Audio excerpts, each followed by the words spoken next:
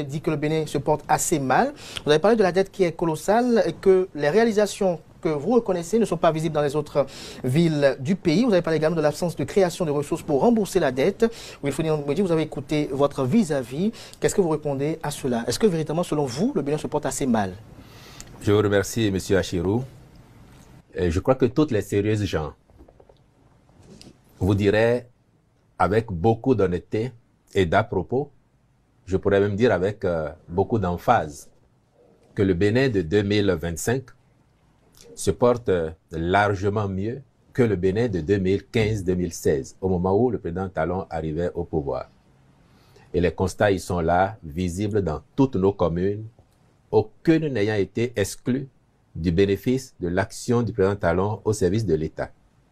Ensuite, sur la prétendue dette qui serait colossale, que vos enfants et les nôtres rembourseront, je voudrais vous dire que les dettes que nous remboursons aujourd'hui, ce sont celles que justement ceux qui sont passés avant ont contracté pour notre pays sans que nous ayons l'amélioration des conditions de vie là. Ce sont les dettes qui ont été contractées avant et qui faisaient qu'il n'y avait pas d'eau potable à Tchaourou, qu'il n'y avait pas d'eau potable à Banikwara. On vient de les faire là, ce régime.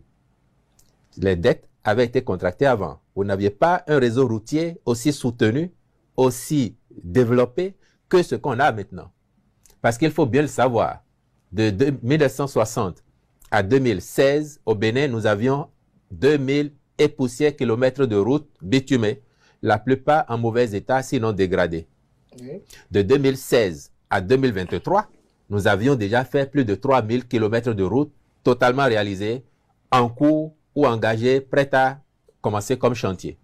De 2016 à 2023. Donc, plus de 3000 kilomètres, beaucoup plus que ce qui a été fait 56 ans avant. Malgré toutes les dettes, l'eau potable au Bénin, d'après les chiffres de 2015, début 2016, c'était 42 Béninois sur 100 qui avaient accès à l'eau potable. Mais encore, ce n'était que les chiffres. Parce que dans beaucoup de nos localités, les systèmes d'adduction d'eau potable étaient en panne. Dans beaucoup de nos localités. De 2016 à maintenant, nous sommes à 80% d'accès à l'eau potable. 80% d'accès à l'eau potable. Dans toutes nos localités, aucune commune n'a été épargnée par le programme de mise à disposition de l'eau potable pour nos populations, s'il vous plaît. Oui. Parce que quand on ne voit pas ces choses-là, parce qu'on est dans les bureaux climatisés à Cotonou, et qu'on se contente de ce que certains peuvent dire sur les réseaux sociaux sans aller au contact du terrain, les Béninois vous diront qu'ils voient bien l'impact de l'action de l'État sur eux. Les dettes d'avant 2016, qui n'ont pas permis de donner de l'électricité à nos populations, font aujourd'hui que nous avons, malgré la situation qui reste à améliorer, nous avons davantage de disponibilité d'électricité. En 2016, au Bénin, il y avait 7000 lampadaires publics qui fonctionnaient. Globalement, 17 000 lampades, 7 000 qui fonctionnaient. Aujourd'hui, vous avez au moins 130 000 lampadaires publics dans le Bénin. Dans toutes les communes, ça se voit ça. Si on doit continuer, sur cette lancée, rien que sur cette question-là, on va épuiser les 10 minutes.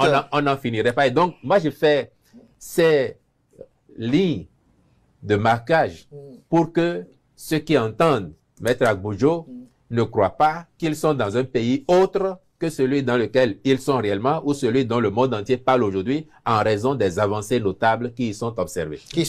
Mais Wilfried Ndoumbédié, avant de revenir à Maître Renaud Agbojo, il y a quand même une interrogation qui subsiste lorsque vous rencontrez le citoyen lambda, c'est que le Bénin, on se sent mal. C'est-à-dire que le pouvoir d'achat est considérablement faible comparativement aux années précédentes. Qu'est-ce qui justifie cela selon vous?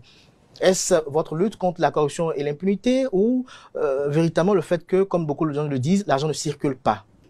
Bien, si l'argent ne circule pas, le président Talon lui-même vous l'a dit, si l'argent ne circule pas, l'argent il travaille. Parce que... Il travaille, mais on doit rester en vie pour jouir de ses fruits. Heureusement que nous sommes encore là. Nous.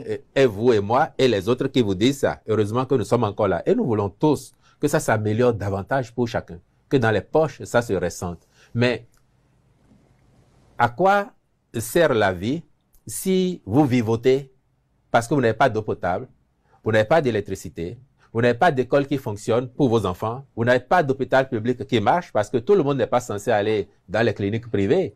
Vous n'avez rien de tout ça. Vous n'avez pas de bonne route pour circuler. mais qu'en fin de semaine, les politiciens aillent vous voir et vous donnent 1000 francs ou 2000 francs et vous font croire qu'ils vous aiment et que c'est ça le social. À quoi cela servait-il? À quoi cela servait-il? Je crois que Renaud Agbodjo a la réponse à votre question.